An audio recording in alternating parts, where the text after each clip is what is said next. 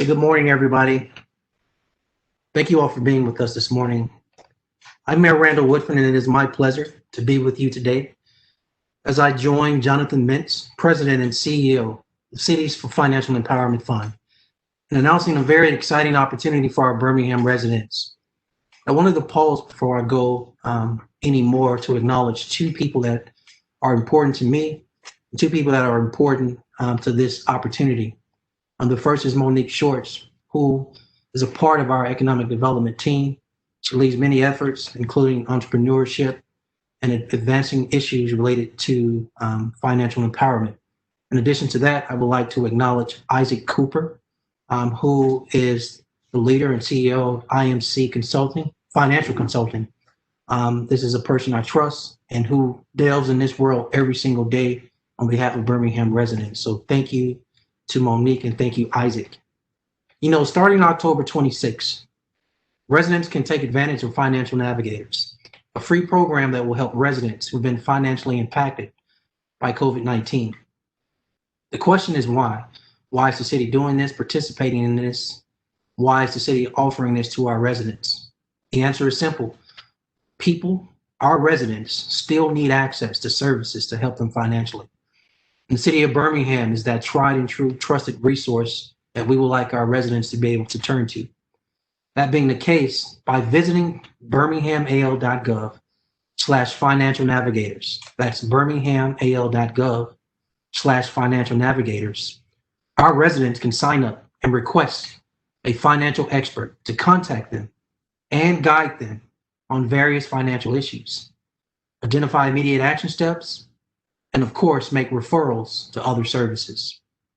Residents without internet access may call 205-259-7836. Again, for our residents who do not have internet access, may still take advantage of this service by calling 205-259-7836 and leave a message. I am more than confident a financial expert will be in a position to call them back to complete the interest form. Now, I want to dive on three things before I close out. The first is this. The city of Birmingham was selected by the national nonprofit organization, the Cities for Financial Empowerment Fund.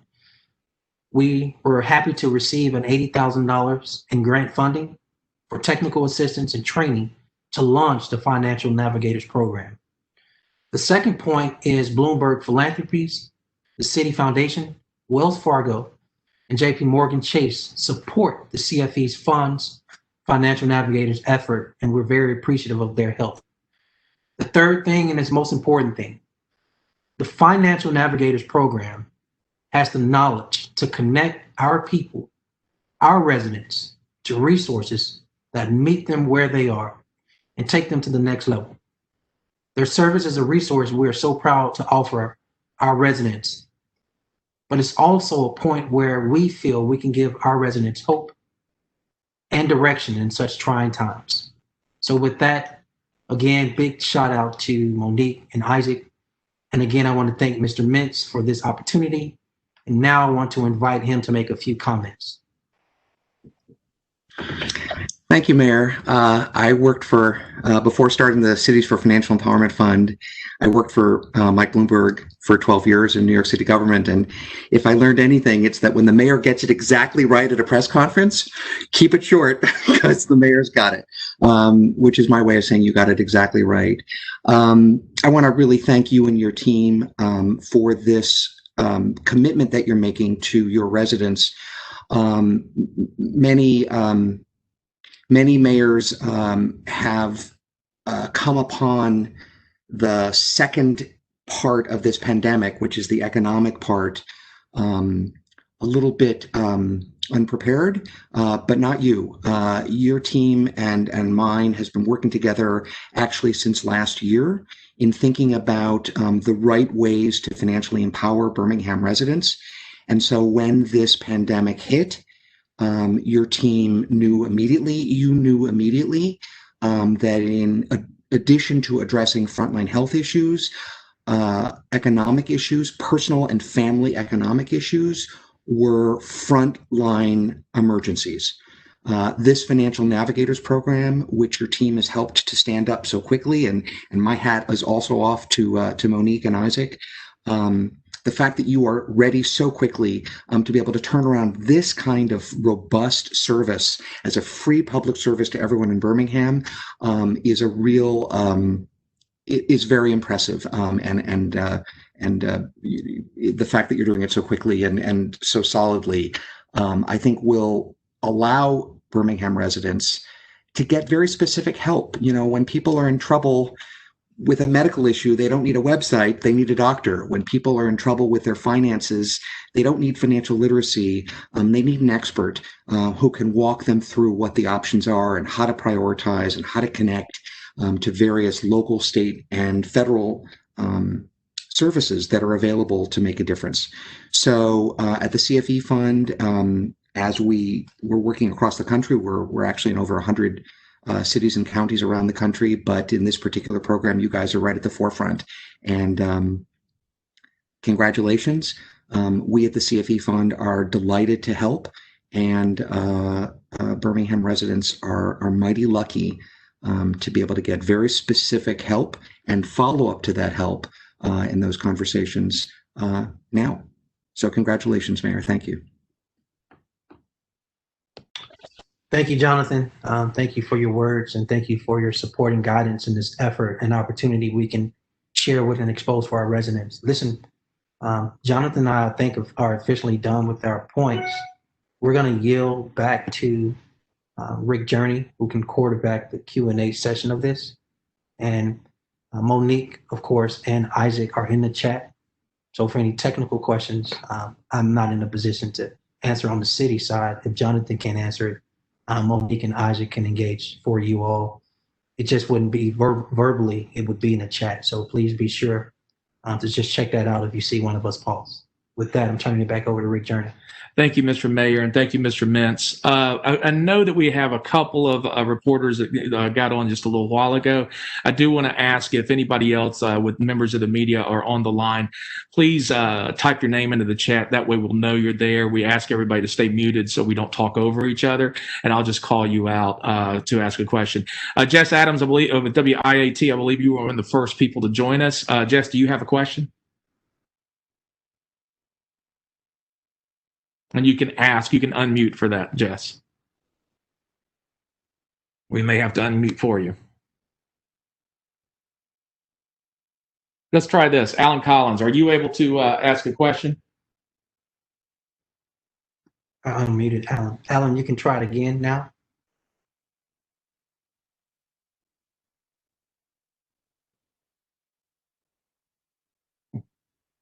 We know Todd Dewey is here as well. He said he has no questions. Okay, Alan, did you? I'll tell you what. If you're having any difficulty getting through, text me really quick, and I can ask your question for you. Jess, the same thing for you. Nobody's responding to me, so I don't know if they had any additional requests.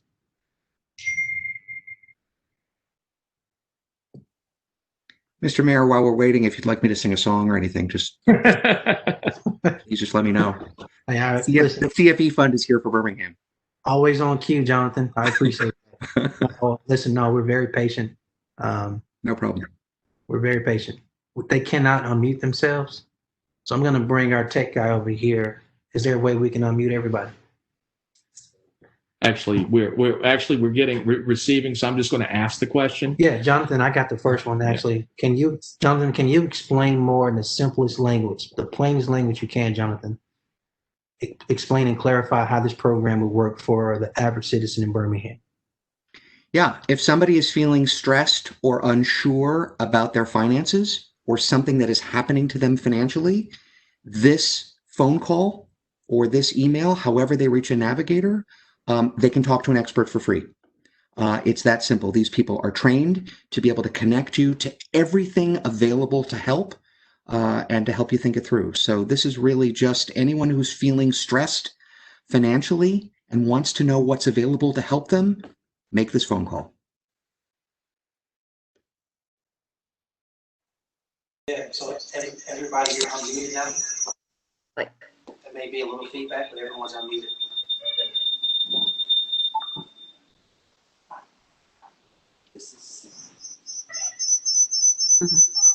Am I unmuted? Yes, you're unmuted.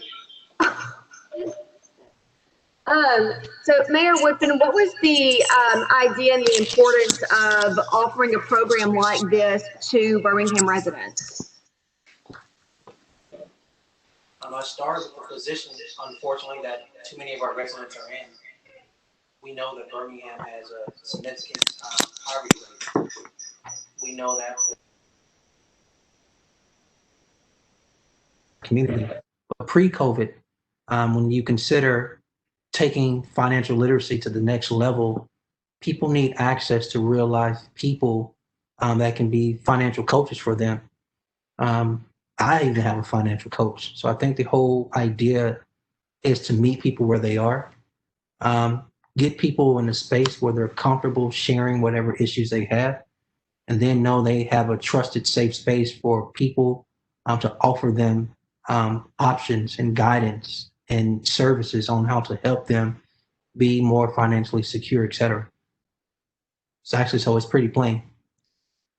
Okay, so I have a couple of questions from Alan Collins, one for you, Mayor, and one for Mr. Mintz.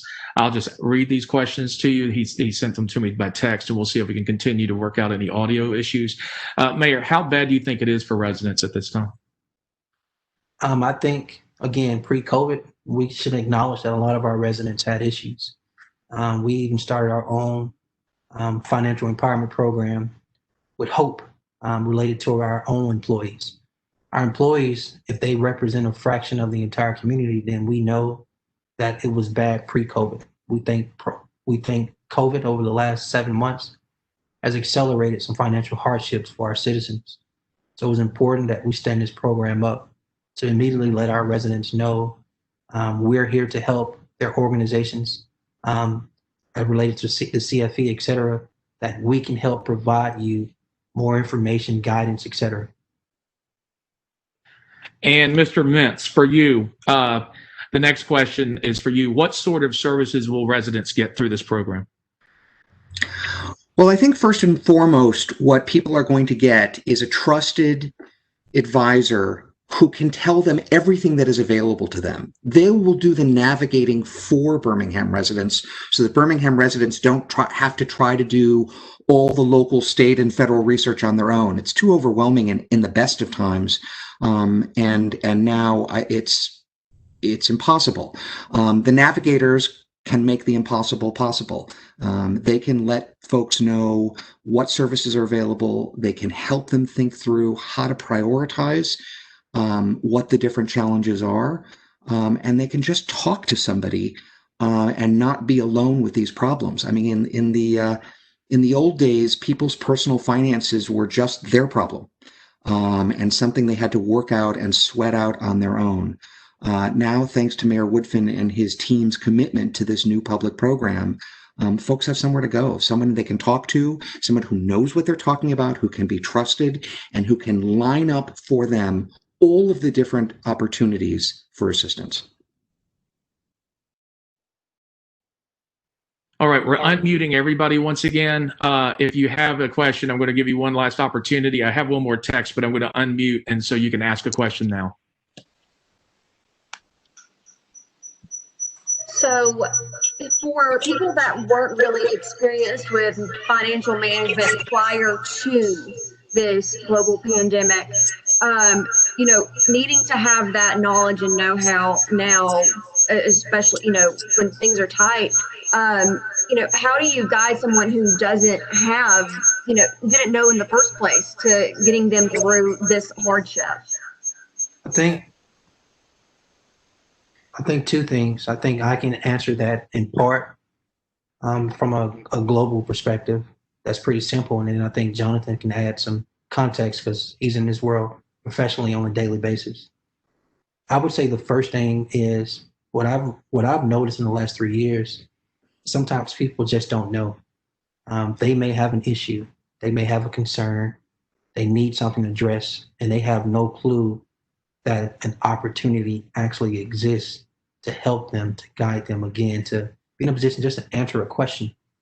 So I think we as a city have to do an intentional job of promoting this program communicating this program exists, sharing it at all channels, at all levels, all people, because there is someone out there. I imagine actually multiple people right now are concerned about some financial hardship, some financial issue, and don't know this type of help exists. So we owe it to the community to commit to have a sense of urgency of communicating around this. Jonathan, you wanted to add anything? Yeah, I would just add two things. I mean, one is, here's what Mayor Woodfin and his team know. He knows that personal finances are a compelling issue for Birmingham residents right now. He also knows that there are so many people struggling with their finances at this moment that it's also an issue for Birmingham itself. And so this new public service is a real step forward as a commitment to not just appreciating but addressing the stresses and the questions, and as you said earlier, the reporter, the expertise that people don't have. The second thing I want to say is just a piece of personal advice for Birmingham residents, and this is something we have learned city by city over many years, which is don't wait until there's a crisis in your finances. If you're having trouble making ends meet now, if you're starting to feel, even if you're just starting to feel that stress, covering your monthly bills, now is the time to go get the help. Now is the time to be able to get the services that are available so that you don't fall behind, and so that you don't put yourself in a position that some of the predatory services out there, like payday loans and that sort of thing, can really get in the way of these trusted public services and drag you down. If you're starting to feel the stress points, you don't even have to get out of your pajamas. Just contact a financial navigator and let them tell you all the different ways that Birmingham can help, that the state of Alabama can help, and that the federal government can help. Okay, we will. Any other questions? Alan, I think you texted me. Did you have an additional question or Jess? Alan?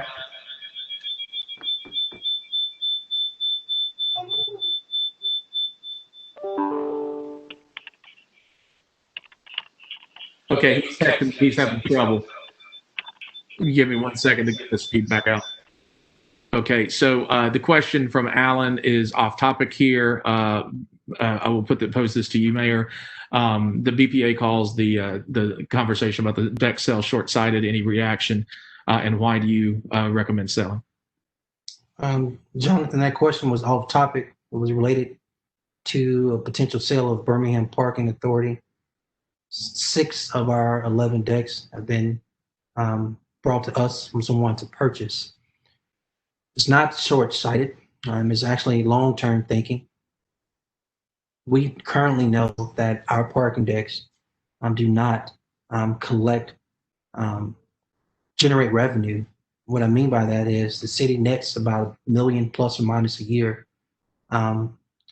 for our parking decks that goes to our general fund. But we give out right at 600,000. And so when you consider that 400,000 we net, it would take, what, if my math is correct, about 100 years to collect $40 million. And so that's actually thinking long-term as it relates to the priority. The priority here is neighborhood revitalization.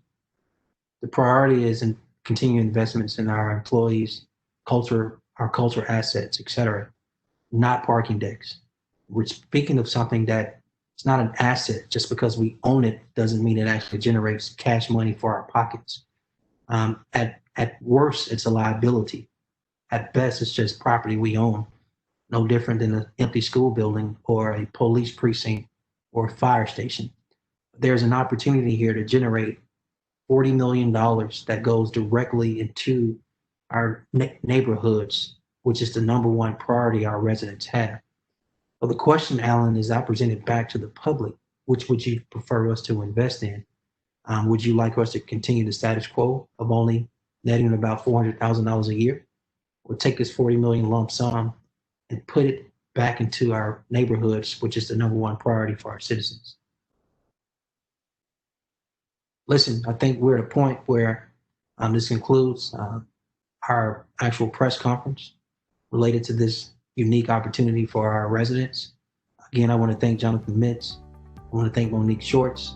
I want to thank Isaac Cooper for their passion, commitment, and leadership related to this. And I hope everyone enjoys the rest of your morning. Thank you.